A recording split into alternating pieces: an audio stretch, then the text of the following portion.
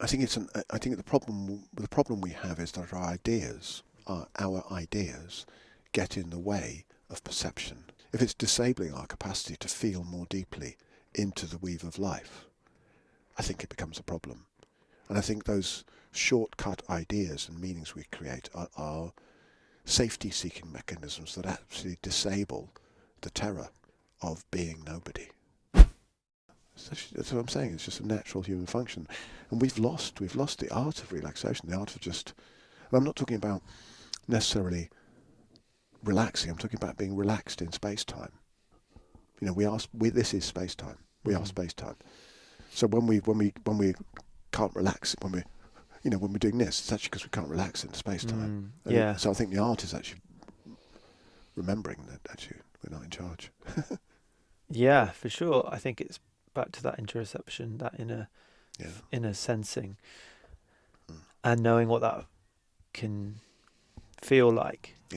What that state's like that we can be so close to. Yeah. Without the story of, how much it's the Western model, isn't it? It's the I think, therefore I am. It's like the thinking comes first, which is just the opposite to the truth, isn't it? Just. But we live in that state now. Yeah. It's good to reappraise thinking and see it for what it is, right? Because thinking is in a yoga sense, going back to deep yoga, thinking is the sixth sense field. I think of it as the seventh, actually, because we're not in that sixth sense field model. We're not including electromagnetism. Mm-hmm. Right, so you've got the 5 external senses and the electromagnetic field, which is a real thing. If anybody thinks it's not, we've even got science on that now. Mm-hmm. So the seventh sense in that way is the sense-making sense. Thinking is just a sense. And what it does is interpret the partial amounts of information from vision. We have very small degree of vision compared to something like an eagle. Yeah, and the small amounts of information we get from hearing, which you think of a dog or something like a bat or something, is a tiny amount. All those little bits of information we get, which and from the guts, and from the electromagnetic field, and all that information is flooding up into the brain, and that's filtered by all the conditioning we've ever had and how we've been told to pay attention and everything else like that. So all that's then filtered. So of those billions and billions, trillions of bits of information, we come down to about 10. Yeah. And that's our reality, and and then we make a story out of that. Yeah, and the story focuses around this mythical creature called me. Yeah, which is in relationship with other mythical creatures called you. Yeah, and so we do this kind of storytelling and meaning making based on this tiny amounts of information that are it's funny when you start thinking about it like that. Really, and people are walking around in this state of really, really, really believing that that's how it is, and not seeing thinking for what it is, which is actually a problem-solving tool. Mm-hmm. It's just a biological problem-solving tool. The past as we remember it, we never even remember it accurately. We've got the bits of information we paid attention to. Mm-hmm. Yeah, and mostly they're the emotionally poignant ones. And every time we re-remember it, we change it anyway. It's like looking through a photograph album and drawing things on the pictures and then calling up, that was actually really what happened, and my view is really true and yours is wrong. It's just like fallacious. It's hilarious. Yeah. Yeah. So, yeah. It's interesting when you get messages of people that you haven't spoke to or been around for a long time, and they've seen what you've been doing on social media, and their version of what you've been doing it's just not the truth, but they're going along with it like they think that's exactly how it's happening for them. And that's just the world that we live in now. The hijacking of the dopaminergic systems is a big thing. By the way, we've got practices as well. If anybody's out there, anybody's got one of these, it's amazing for me because right in my pocket here I have a 64 gigabyte computer. It's called a mobile phone. It's a half decent one. But that's a kind of interesting piece of kit because when I grew up, of course, computers were nearly the size of this van. Yeah, they cost what? Hundreds of thousands of pounds. They were as big as this van. Spat out and bits they of cardboard. Were not as good. They weren't. They spat out bits of cardboard with holes in, which you had to work hard to try and understand. They had to learn languages like Kobold. Yeah, which some people got into, but seemed to me a waste of time. But of course, those that kind of shift we've had in those kind of time periods, and we've got to the point now where AI is phenomenal. It's going to have I talk about the carbon silicon interface. because this is the carbon silicon interface, this thing that we're doing now, which is going to go somewhere on social media, wherever it goes, and that thing in my pocket is the carbon-based life form interacting with this not yet silicon-based life form, all right? But AI is big, and it's coming in. We've got a way to go yet. You think? 10, 15 years. Yeah. Yeah, it's Definitely. not. You'll still be around. It's yeah. going to happen. It's going to come around very quick. It's coming around very quick. I mean, the AI stuff, the chatbot and things like this that's happening at the moment. ChatGPT. Yeah, there's a couple of them. There's another one as well. There's an AI one, but another one. There's a couple of them. But the you put in something you want. I've got a book here. Mm-hmm. Why did you write it, or did the algorithms? Well, that's it. I tried to let my lack of conditioning and lack of control of biological algorithms not determine what was written in here. So hopefully it's fairly. But that I might as well not bother. Do you know what I mean? Because actually, I could do that just. Why do you think that's what it will? No, it's gonna. I don't think you could do that yet with an AI, but it's heading that way. And then what? And then what happens? What happens to creation, to books, to things that we can just spit out of a machine? Yeah. Better. Yeah, we'll have AI doing podcasts as well. You'll be out of the job, mate. They already are.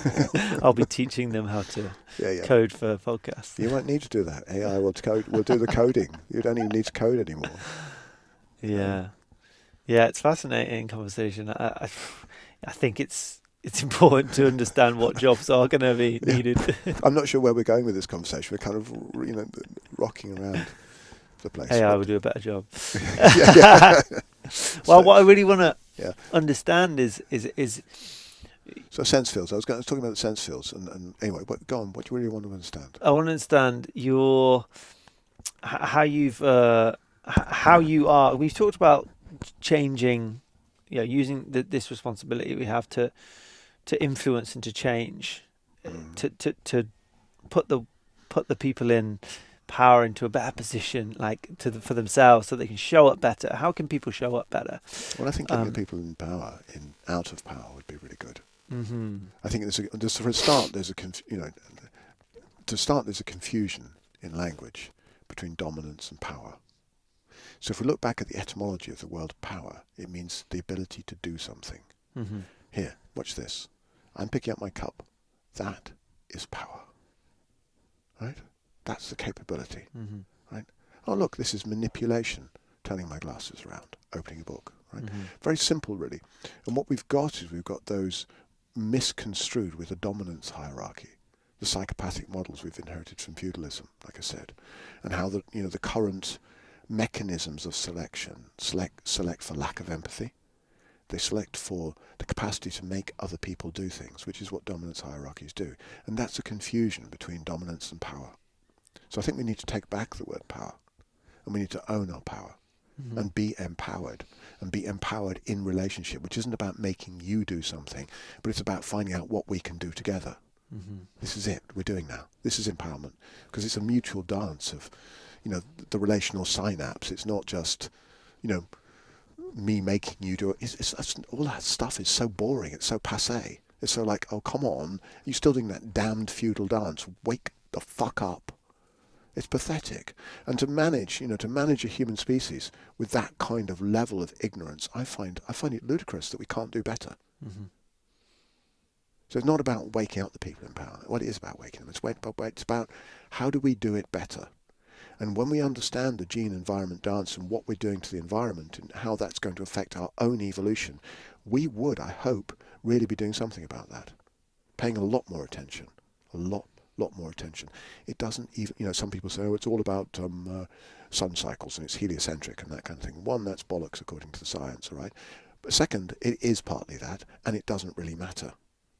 Yeah, we can still change our, the coal forests were laid down in the Carboniferous area when it was 35% oxygen. That's why dragonflies were so big, and, frogs were the size of a minibus or something like that, that kind of thing, yeah.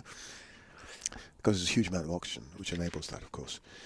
And that led to huge trees which got laid down, which were now pumping all of that carbon out of the earth, which is a really good place to leave it, and pumping it up into the skies. And that is going to change things. Mm-hmm.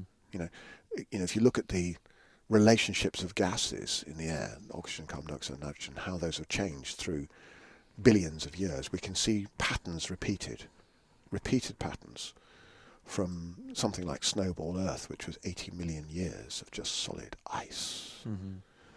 Not fun for a human being to live in. So, if it doesn't, at the end of the day, immortality, if you like, on planet Earth, certainly is a dance of mitochondria. We haven't talked about mitochondria yet. Okay. The dance are great. It's a dance of mitochondria and genetics. Sure. The infinite DNA, the immortal DNA and mitochondria, which are doing this crazy dance through one life form after another. So at the end of the day, it doesn't matter if humans survive or not. We're just another species. 99% of species that ever existed are extinct anyway. We could just be another one. But we don't have to be. We could do things differently. And it's crazy and sad and pathetically ignorant that we're not. That's all. But at the end of the day, so fucking what, Life will continue. It will emerge from cockroaches and something else will arise in some beautiful array of new forms that we've never seen before on this planet. What do you think's at the root of that? What's your belief about the human story of like how we are? Is there evil in the world? Is there a simple explanation for why people act in such unconscious ways or without care? Because I feel like you think about this a lot. There was a samurai. I was walking along the road and he saw this monk. And the samurai had been pondering on some important questions. And he saw the monk and he said, "Monk, teach me the difference between heaven and hell." And the monk looked at him and said, "What, a useless fucking piece of shit like you?" And the samurai whipped out his katana, about to chop the monk's head off. And he said, "Hell." And the samurai stood there with his blade almost out of the sheath and just slid it back in again. The monk said, "Heaven." It's there's a great book, if anybody hasn't read it yet, by Robert Sapolsky. Do you know Robert Sapolsky? I've heard of him, yeah. Yeah, great guy. Really great guy. Robert Sapolsky. Big shout out to Robert Sapolsky, please. Just saying. All right. He's written a great book called Behave, which is, and there's other books I can put you on, like Neil Shubin and people like this. Some great stuff out there if anybody wants to educate themselves. But Robert Sapolsky is great. He's written a book called Behave, which is about the biology of human behaviour. There's other people, David Barrisby. Did he write a book, or is he currently writing a book about free will? He probably is, yes. I think he was on Huberman. Yeah, okay, great. Talking about it. Yeah, great. Last year, yeah. Good man. Because, when we understand, evil, it's not a term I would use. I don't understand that word. It doesn't, yes, I do understand it. I understand that things can come across like that when human beings behave in ways that reflect the trauma, pain and suffering they have not dealt with. Yeah? We've got so much information. I mean, Gabor Mate's new book is brilliant. Have you seen it, The Myth of Normal? Yeah, I've just finished it. It's brilliant. It's really good, and it hasn't told me anything new, I must admit. But it's good. And it's it feels like we know that. Like, it feels like it's just remembering or confirming how I feel, what resonates. Yeah. It really hits me when I'm like, so much doesn't resonate of like what people's opinions or their own versions of what human suffering is and who's to blame and why people do the things they do. Yeah. But it really resonates when it kind of reconfirms what I kind of already believe. I mean, Gabor's book is science-based. It's really good. And he quotes Robert Sapolsky in it as well, so it's got to be good, you know what I mean? But I'm a fan of Robert Sapolsky. So things like... And the thing, one of the problems with people is we like shortcuts. Like I said about making up stories from partial information. We love shortcuts. So people talk about doing research on Facebook. I mean, excuse me, what? You're just looking up somebody else's opinion on Facebook. That's not research. That's finding about the limited views and beliefs that other people have formulated from the lack of information they have and representing, copy and pasting it. And that's not research. And it's not a well-formulated opinion. Forgive me, it's not. Yeah, it's not based on anything, but it's like Chinese whispers. If that's the word we can use these days. Probably isn't. Let's call them English whispers. More like it, actually. Yeah, it's interesting. I feel like that's a process it's kept us alive. It's got us to this point. Yeah. Finding the shortcuts. Yeah. It's almost like back to our floor sitting. Yeah. The reason you don't do it is because of evolution, but the reason you need to do it is because of evolution. Yeah, that's right. Yeah. So understanding, for me, I'm a biologist background. My first degree was in biology. I did a lot of evolutionary biology, and of course in the 70s when I did it, the information was rubbish. Mm-hmm. Really, I look back on what I was taught, and it was all nonsense now, because things have progressed so much. Just like we've had that exponential change in computing from 1960s to now, Mm-hmm.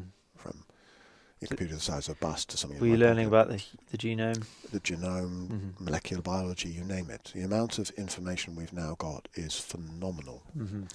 So, people talking about evolution as a theory, it's just polite. That's like, I know there are still people who believe in a flat earth. I get that kind of thing. Do you believe in a flat earth? I've got time for it. Time for it. Fantastic. Well done. You have more time than I have. I haven't got time to waste, right? There's a thing called gravity, gravity, formation, movement in space-time, that kind of thing. Pretty impossible to have a flat disk in space-time like that, okay? Just saying. I think it's fascinating, the people that... I like learning about the people that feel that way. Like, what's going on for them. And what... There's a lot of stuff that's unanswered. And I like learning about that and learning about why can't you go to certain places, and what have NASA been doing for so long, and where does the money go, and there's a lot of holes in a lot of stuff. There's a lot of holes. I mean, the reality of science, I love science, obviously I'm a scientist, but the reality is, and again an astrophysicist said this, is that if we look at all the information we've got and consider the size of the universe, being generous, we probably know about 4% of what there is to know. Right? So there's a lot of unknown, but that doesn't mean that the 4%. And who's? Hold on a second. That doesn't mean that the 4% that we do know is wrong. A lot of it's going to be pretty bang on. Mm-hmm. Yeah.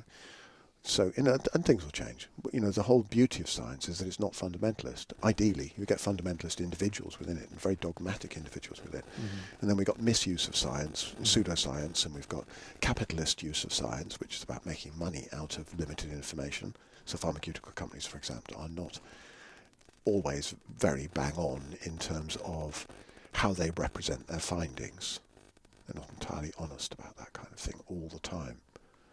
Am I going to get killed by a pharmaceutical company now for saying no? They're powerful individuals. Okay, we know the effects of corporations on information and how they create disinformation, misinformation. The oil companies, tobacco companies, sugar companies. They've been messing with people for decades. But science can be misused, of course it can. Mm-hmm. But I'm talking here about the real deal in terms of actually, there isn't a fundamentalist dogma here. That's a mistake, because actually anything can change. But what we need is enough information, and before you can accept any information, it has to be 99.9% accurate, given all the whatever you got in terms of input of information anyway. So it's a really it's a tight system when it works well in terms of methodology. It's just one way of knowing things. Coming back to yoga, there are different ways of knowing things. Please. So thank you. So the ways of knowing in the Vedic world are interesting, because and actually looking at the small parts and how things are made up is one of those.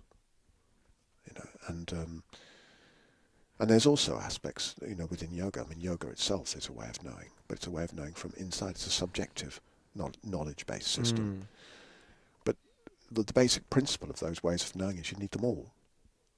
So if you want to know what a mountain is, or what a tree is, or anything, you look at it from all the different possible angles, including underneath and above and inside and everywhere, and from go down microscopic level and macro level and look at the process, look at the whole. Got to go into all of that before you can say you know that thing.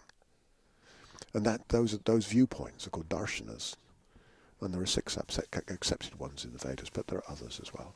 But that kind of understanding of a more complex picture and understanding from that, I think, is quite a helpful position to take. Mm-hmm.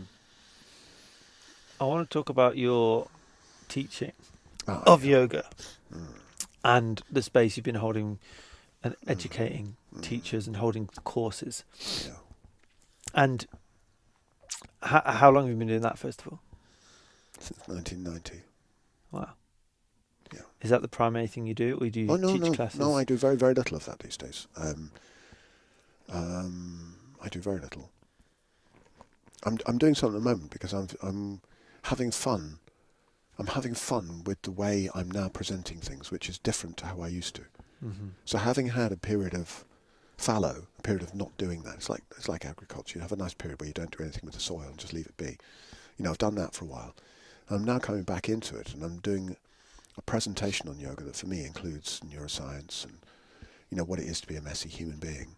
So it's all that enlightenment stuff and that kind of thing that yoga can be full of, which causes a right old mess. So part of my thing is actually acceptance of being a messy human being. So I'm doing quite a unique approach, which includes tradition, it includes looking at text, it includes working with things and understanding how it is to experience being separate.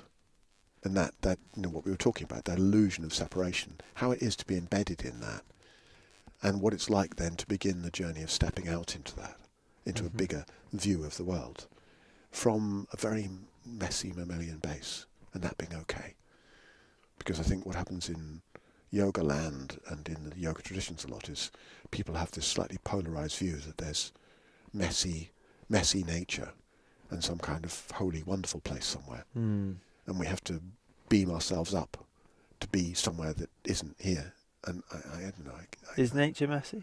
No, of course it is. It is and it isn't. It's messy's a perspective. Messy's a perspective. Shit is compost. It's wonderful compost. Compost is life. Snowball Earth, we talked about 80 million years of snowball Earth. The reason why life's sustained is because of worms in the ocean bottom and worm shit. Life on our planet now is completely dependent on worm shit. That's where it came from. Let's get real about this. The fact that we can have this conversation is because of worm shit. Yeah? Incredible. Did not know that. Okay. I'm going to have a little... We're going to talk about that's going to make it onto my altar. Yeah, great stuff. Worm shit. Yeah, I think so. I think it needs to be. Mitochondria. Let's just jump into mitochondria. Okay, because mitochondria... You got a love affair with mitochondria. I have a love affair. I do, actually. I do. Because 3.8 and a bit billion years ago, they were a separate bacterium. All right? And the ancestors of those bacteria are the kind that you would clean off the back of your kitchen sink. All right? But actually, they're your relatives, just saying. Okay. Yeah. Because you go back all that time ago, and we know this. There's enough evidence to say that we know this. This is not just... Carbon dating. Oh, lots of more than carbon dating, molecular biology, all sorts of stuff. Okay? Yeah. Lots of stuff. And again, if we want, I can just point you in the direction of please. We'll drop some papers in. Drop some stuff in later. Yeah, books particularly, because some nice populist reading on it, which gives you the flavour of where to go with it. But anyway, 3.85 billion years ago, a bacterium and a eukaryote. Eukaryote is a cell with a nucleus, so a single cell organism, but with a nucleus with strings of DNA. Yeah, so it's fairly evolved already. And a bacterium has got rings of DNA in it, so a different thing. Right? And somehow or another those two merged. We don't know, actually, if the eukaryote ate the bacteria or if the bacteria invaded the eukaryote. It doesn't really matter which way that went, but that happened. And those two started to get along just fine because they served each other. Right? Because the mitochondria had a relatively oxygen-free environment in which to do what it wanted to do. Because oxygen's toxic. If you don't know this, oxygen is super toxic. It's one of the most reactive things on planet Earth. Oxidative stress, right? Oxidative stress, rust, you name it. It's highly reactive. So one of the points of having complex life forms with lots of cells together, with the skin on the outside, is you can protect the cells on the inside from too much oxygen. But anyway, mitochondria are a key part of that. So these things got along, and so we're a symbiont. We're made out of at least two things. That's what we know so far. There may be others. We're looking at flagellum, which are the wafty, wavy bits in your lungs and things like that, and the bits on the end of a sperm. And those may well have been something like a separate life form that got involved in that kind of collaboration as well, but we don't know for sure yet. But either way, we're a symbiont, and that's how it is. Okay, and those strings of DNA in the nucleus and the rings of DNA in the bacterium had to communicate really, really fine with each other, fine nanotech communication. So they shared DNA for a start, and they still do. And to enable, because the rings of DNA aren't protected by histone coats like the strings are, those rings change quicker. So that changes the communication between the rings and strings. So through thousands, hundreds of thousands of years, what's evolved millions of years. What's evolved is a process by where the rings and strings can carry on their communication even though the rings are changing. Mm-hmm. And that evolution is called sex. All right? There's several different mechanisms of doing that. If you look at biology. Oh, I know. So I mean, you come across things with several different. You get cloning, but the problem with cloning, like aphids do, is that if you get one change in the environment, the whole generation gets wiped out. So if you want adaptability, and if you've got changed environments, then you need to keep mixing up the DNA, because that gives you the possibility of meeting new environments. So in terms of an adaptability strategy over millions and millions of years, sex is a good option because you're recombining the DNA. But you've still got the issue of the rings and the strings talking to each other. So what nature came up with is two sexes, and one half of that species then contributes mitochondria with the strings. So that half contributes the strings of DNA, 23 of those, and rings of mitochondrial DNA, the mitochondria, in fact, because they're made in the grandmother's womb, all right, early on. But that is what we call a female. That's an egg, 100,000 mitochondria and strings of DNA. And what the male contributes is just strings, right, and a wagging tail with enough mitochondria to get it there, and then those mitochondria are destroyed. So you don't get confusion of mitochondria passing, so you get that continuity of the mitochondrial connection with those nucleus. Yeah, and that continuity of communication. Otherwise, you end up with offspring that are non-viable. So if you look at it, really, biological females, technically, I don't know, I'm going to get cancelled for this, but yeah, I have no idea what I'm going to call this podcast. No, but biological females technically are mitochondrial carriers along with the 23 genetic complement, and males are just a 23 genetic complement without the mitochondria. And all the rest is just fleshy dressing. Because, and incidentally, the reason why we have babies inside of wombs rather than babies in eggs is because of a virus. Because we're also 10% viral DNA. All right? Because what viruses amazingly do is they laterally transfer DNA between species. Yeah. So we've got 10% viral DNA. We know that. So the fact that I can remember any of this stuff is down to long-term memory, which was partly created by viral DNA of creating proteins in our system which enable us to have long-term memory. And the reason we can have babies that aren't in eggs, like early mammals did, like monotremes, is again because of viral DNA, which enabled the formation of the placenta. Right? So what would have been the advantage of that? Would that have been just based on vulnerability, or like the advantage is decided by the environment, whether it's advantageous or not. Yeah, we don't get to decide. Yeah, because if it survives and thrives, it's advantageous. It's just random stuff that happens, arguably. Unless you get into sort of creative design or something like that. Like it's all pre-programmed by some divine being, which some people love that story. But actually, a lot of people are loving that story right now. I feel. Yeah, aren't they? I mean, there's a great book by Nick Lane. If anybody knows Nick Lane, then you should read his book. His book Oxygen is great. His books Power, Sex, and Suicide is also great, which is about mitochondria. So But hydrothermal vents, life formation in hydrothermal vents in the bottom of deep ocean is his latest book, Transformer. It's brilliant. We've not even talked about mycelium because yet. then we're talking about the creative force of life being the second law of thermodynamics. So we've got this force, which is a law of physics, the second law of thermodynamics, which, if you like, is the same as, the creative force of the divine, which, of course, in Vedic thinking is Shakti, the divine feminine. It's not different. Anyway, it's just a different way of describing it. Yeah, absolutely. Yeah. But, people get into this idea of God, idea of divinity, which gets in the way of them feeling actually okay with being a symbiont. Okay with being, half mitochondria mixed with viral DNA. Well, why? What's wrong with this palette of life? Why would that be less divine?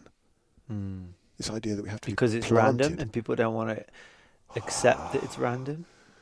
They have no control over the randomness of life, and it's all happening kind of out of our control, really. and it has been doing that for, like what you just alluded to. It's Mm. quite an interesting point. Yeah. Because what does God mean to you? I think God's an unhelpful word. Sure. I mean, the only interpretation I find of any value of that word is generator, organizer, destroyer. Sure. Yeah. Other than that, I think the problem we have is that our ideas, Mm-hmm. our ideas, get in the way of perception. Okay. And So can you describe the feeling you have when you perceive something which is greater than yourself?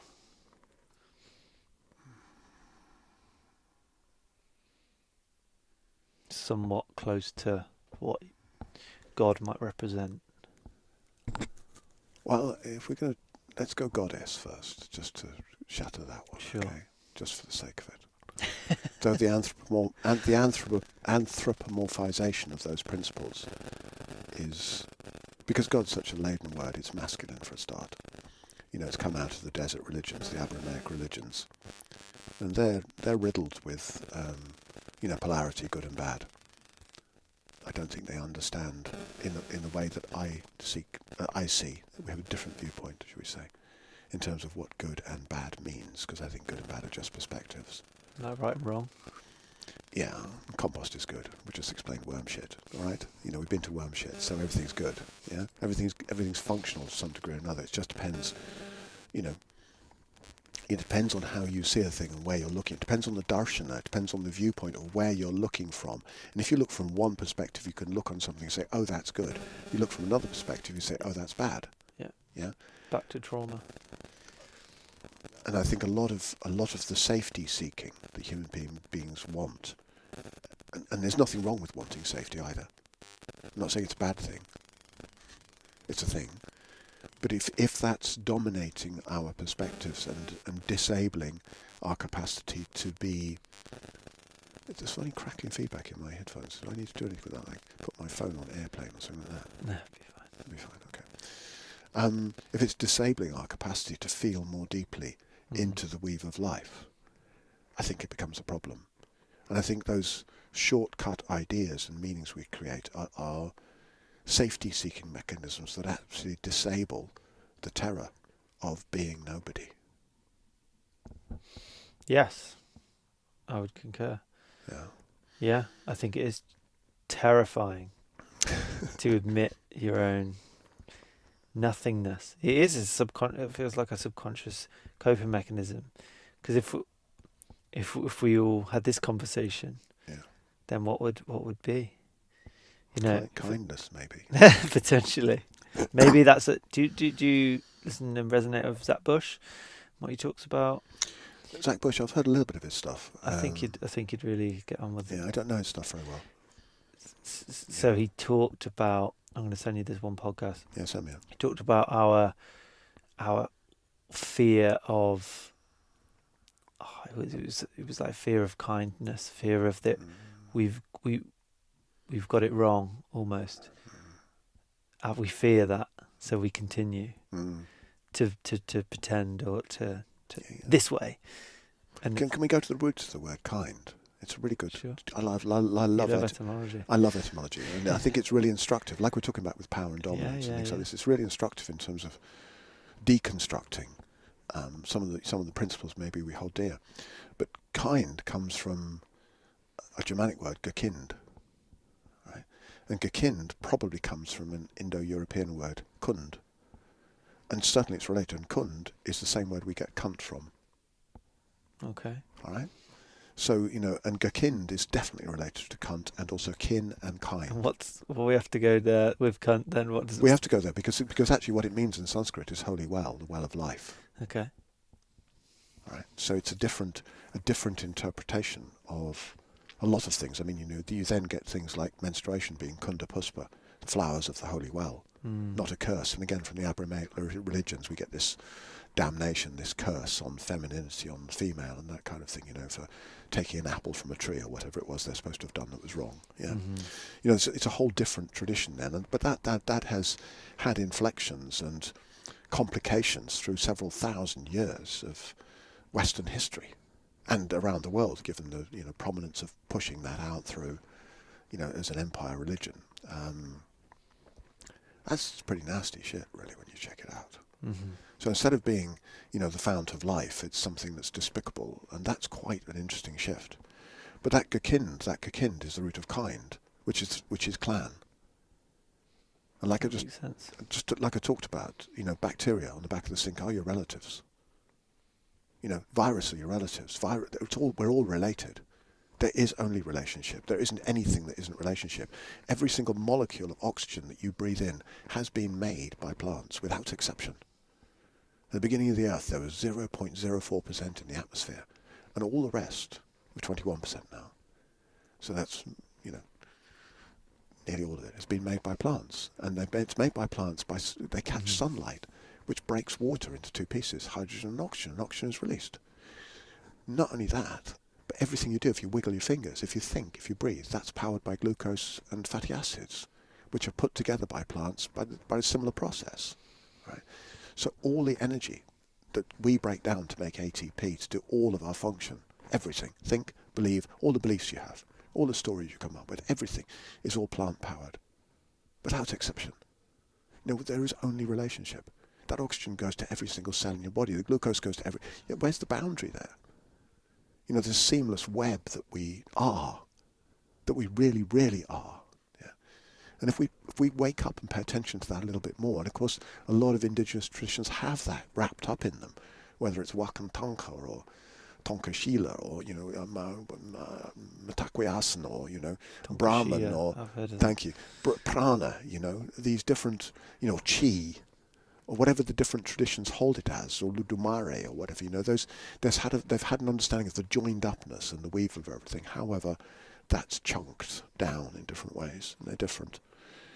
But we have access to this information that is on a scientific basis, and I love teaching and sharing that view, because for me it works, for a lot of people, in terms of helping people to remember, just how related and joined up and seamless everything is. Because that means we then treat things differently. We can't treat a tree just as a piece of lumber. It's a living, it's sentient, it's got a mycelial web. It's a communicative part of the web that we are actually dependent on. Mm-hmm. So relationships, change when we go deep into kin, when we understand what kin means and just how joined up everything is.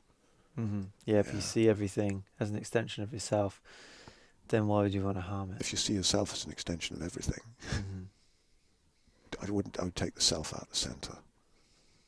We're self-centric, way too self-centric. Mm-hmm. And a lot of the God type stories which put us at the middle of everything are kind of funny, really. Because, partly it's fear of being nobody again, fear of being irrelevant. And there's nothing wrong with irrelevance. There's nothing wrong with extinction. There's nothing wrong with anything. It's just a thing. It's just something. Do you ever get lonely? Does that word resonate? The word lonely resonates. Yeah, I think I spend a lot of time alone. I do spend a lot of time alone. But that's different to lonely. Yeah. I think I have known loneliness. Yes. I don't. Do you feel like that belief and that perspective? I don't feel it a lot now. No. What we've just talked about is a way to feel free from loneliness, if you hold those certain beliefs. It doesn't rise up. I mean, I like the Gaelic way of thinking about emotions. It's not I am sad, which is a complete identification with an emotional state, or it's not a possession either. I have something, whatever you have, whether it's cancer or sadness or cold or whatever it is. Yeah. So it's not a possessive thing. It's sadness is flowing through me. Mm-hmm. Yeah. So it's recognizing an arising process, an arising state which flows and changes and moves. So I think when we're comfortable with flowing states and not being them and not having them and not being the centre of that necessarily, it's much easier. Mm-hmm. But it does mean that relationships change. So I don't have lots of close friends, no, because people find me very weird. But that's okay. Why do you think they find you weird? Because I think I try. I don't know if that's. Should we look at the etymology of weird? Because I look at the etymology. Because it's brilliant. Because I like mitochondria. Talk about bacteria on the back of your sink being your family. But no, I don't have those random conversations with people. It means I just don't go deep with lots of people. Yeah. Why do you think they find you weird? Because you speak directly. Do you know do you think you trigger people? Do you think I speaking in a way that, because it's something I often think about a lot when you get a bit more intimate and direct with actually the nature of reality, and speak from that place of like how ludicrous it is that we do this, or we have these conversations, or we relate to people in this way or that, and then we point the finger, and when we point that out, when we talk about those things, people, they kind of get a bit upset. I think I have a history of triggering people, big time at sometimes, But I think as I'm aging and getting a little bit wiser, maybe, I think I tend to do that less because I can see the triggers, and I don't go for them in the same way because I think it's unhelpful. I think it tends to cause reactive issues for people rather than, it's not always helpful. So it's a little more skillful use of triggering, I would hope. Sometimes it can be really beneficial, but I think seeing and trusting somebody's journey in that, if they, but I don't. It's not something I try and do. I don't think it's helpful. Let people trigger themselves if that's their choice, if they or on non-choice. If there's such a thing as free will. Responsibility. I think if somebody's running on. I was in Southend when we had that heat wave in July, and I was teaching there, and I went out for a walk. I went out for a walk along the seafront, and loads of people came down from London to get down by the sea, and I was just strolling along. I have a fairly magical mantra practice that I do, which is about dissolving. So I dissolve every morning. That's my start of the day, is to dissolve. Because that sets me up for the day. Nothing can go wrong then. If I remember I'm nobody in the morning, it kind of helps, you know what I mean? Anyway, I was out in the seafront in my fairly dissolved state, just walking along, sort of observing. And there were young people everywhere from, there's the young, from every different demographic. The young lads there, from different descent, some from India, some from Africa, and different places, strutting their cultures in different ways, in the young style that they were doing with the belts and the trousers down around the bum and all the rest of it, and the young lasses out doing the thing.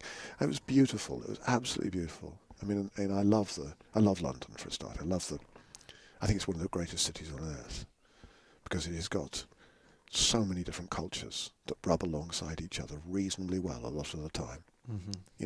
There's nowhere else you can go into a park and see immediately 20 or 30 different cultures, different viewpoints, different beliefs, kind of getting all right and all eating ice cream or having a coffee or doing whatever they're doing, It's unusual. New York's not like that. There's no other city like it. So I love London. I love just being in that potentiality, that inkling of a possibility for humanity that actually we could get on. We could work out our tribal warfare shit. But we have to understand biology first. We have to understand how the insula plays out. I'm going off track a little bit, I know that, all right? Coming back to biology. Because there is biology of identity. Sapolsky talks about that. And we understand how the brain creates tribalism. Then we can do something with it. So one piece of work I want to do is to make that popular. I want to make the understandings how the brain does that. So we can say, oh, my brain is doing some interesting stuff with the insula, which was actually originally part of a rat's brain that did disgusting smell. And now it's kicking off with regard to somebody else because of my conditioning. And, hey, that's boring. I'm going to do something else now. All right, I'm curious about what you're doing. Where's this interesting food?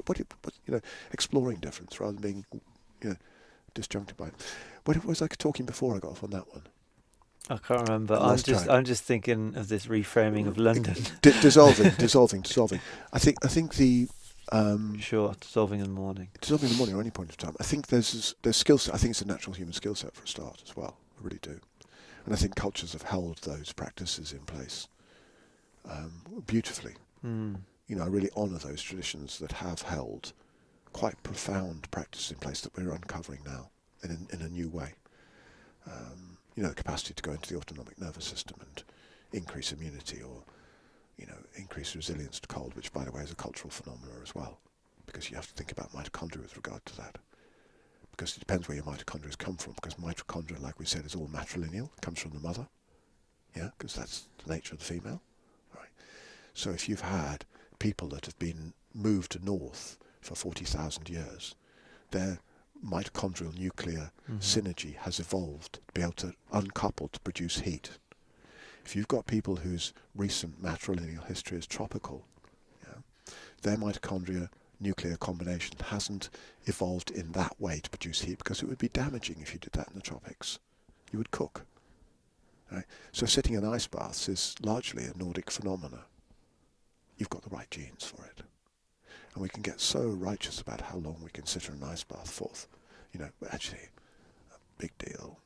Well done. You've got the right genes for it. My kind of genes, Viking genes. Fantastic.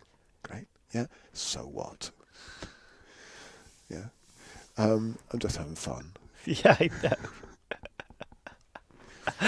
I'm having fun as well. Deconstructing yourself, I think, is necessary. And I'll have to deconstruct all this tomorrow. This illusion I'm creating today will have to go tomorrow morning. You can rewatch if you want.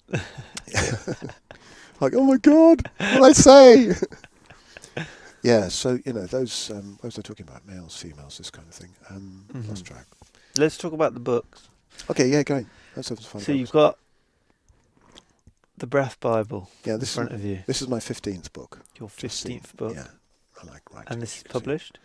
This book is actually only available to people on my Breathwork instructor program. Okay. I'm sorry about that. And have you limited it to that for a specific reason, or? Yes, because there's stuff in here that is completely unique and nowhere else out in the world at the moment. Would you not want other people to read it who?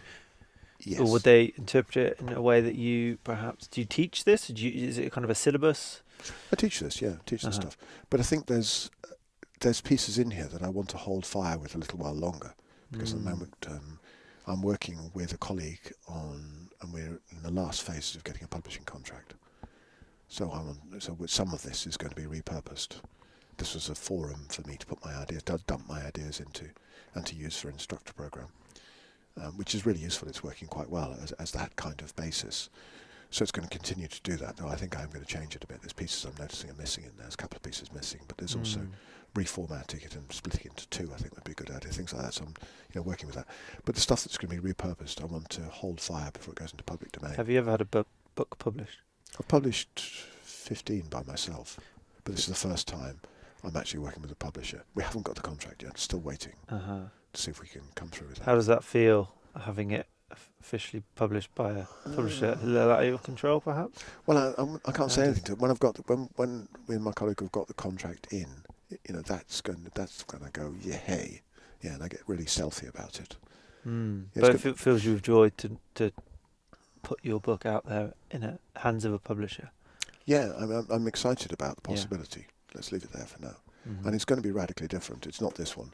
It's going to be radically different, and it's new terrain. In the breathwork world, it's new terrain.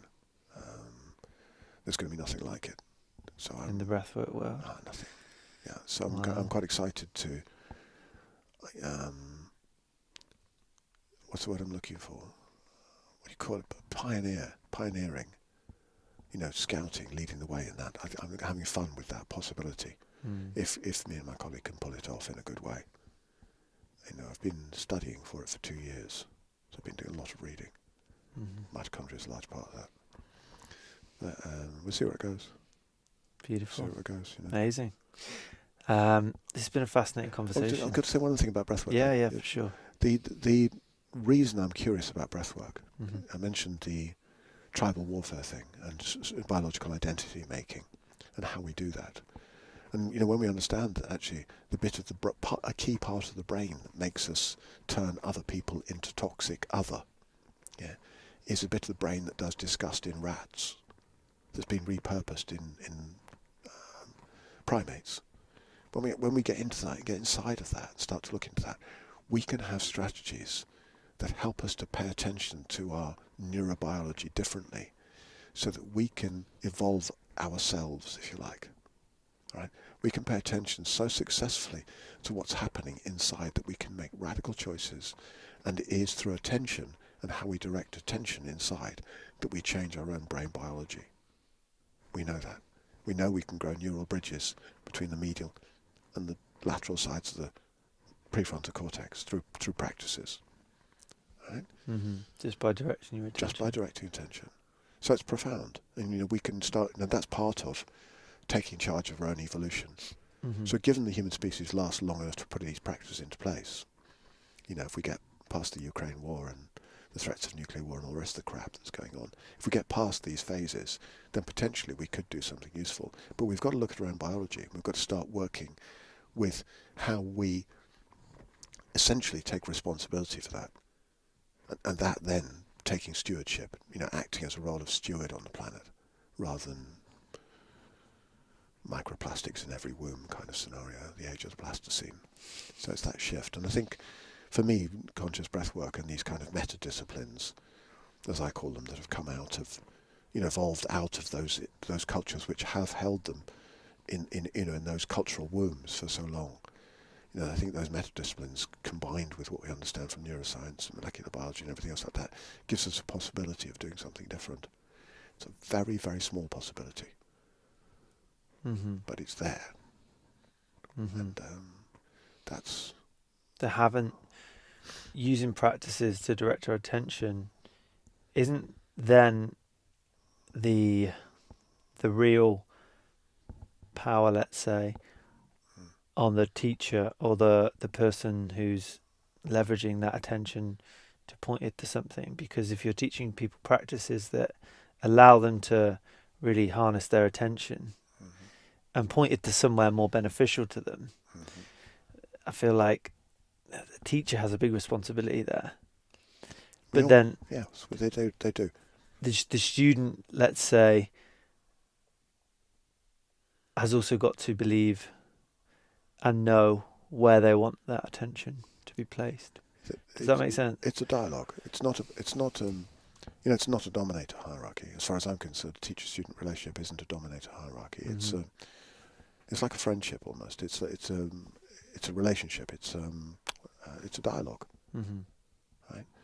And if somebody sees the benefit of moving attention to new places or seeing things from different perspectives, and they feel that, they have a kinesthetic experience of that, that choice is one that they're making.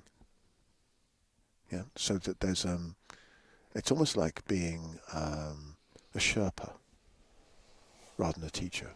You just say the path it's over there. Look, you can go to the left or you can go to the right. Which one do you want? There it is over there.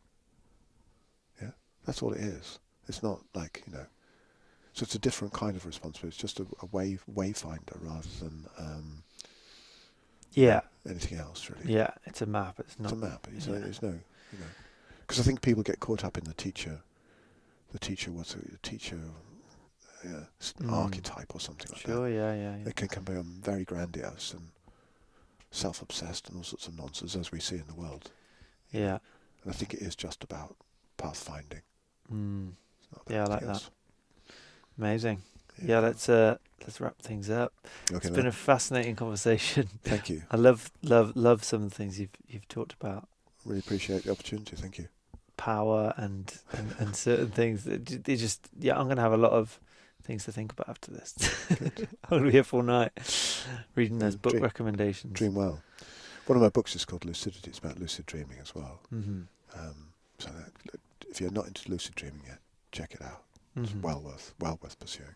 Yeah, I did go through a phase where I was writing down everything I remembered from a dream. We're starting a new conversation now. I know. So they'll be around too, I'm sure of it. Yeah. I could talk to you for a long time. But you got a lot to say, a lot to bring to the table. So I do appreciate you coming on. And where can people find you and learn more about perhaps the courses or some education and read some books in the space of your teaching? I think the way you find me is ChristopherGladwell.com. Everything's there. That's the best way. If you want to read some books in the meantime, The Incredible Unlikeliness of Being by Alice Roberts. She's a I've really got good writer. Neil Shubin, Your Inner Fish. He's written another one called Some Assembly Required. They're good beginnings. Anything by Nick Lane, if you've got the capacity to tolerate his incredibly intricate thinking. But he's written a few. Like I said, Sex, Power, Suicide, Oxygen. The Transformer is the latest one, which is really good. So lots of stuff out there. Sapolsky. Robert Sapolsky. Robert Sapolsky, yes. Shout out for Robert Sapolsky. Behave is really good. His stuff is great. So there's a lot of stuff out there which I think is leading edge. You know, and of course, like people like Andrew Huberman, of course, the podcast where people are looking at how to optimize. What is it like to be an optimal human being? How do we know what it's like, first of all, and how do we do it, and how do we help each other? Because for me, we're in it together. We're all relatives. We're all in it together. Us and the bacteria. You know what I mean? So it's about how do we do it well together, and that for me is power. There's dominance nonsense. Yeah, boring. Beautiful, man. Well put. Thank you. Thank you.